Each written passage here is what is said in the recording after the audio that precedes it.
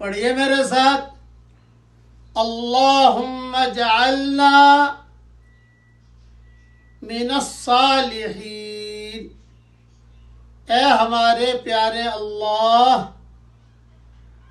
ہمیں صالحین میں سے بنائیے، وجعلنا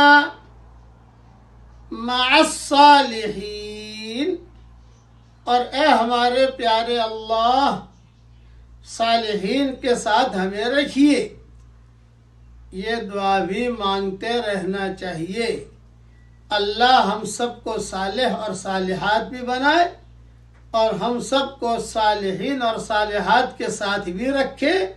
اور ہم سب کو اللہ تعالیٰ بڑی بڑی جنتوں میں داخل فرمائے،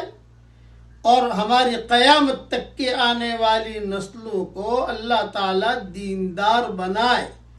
آمین۔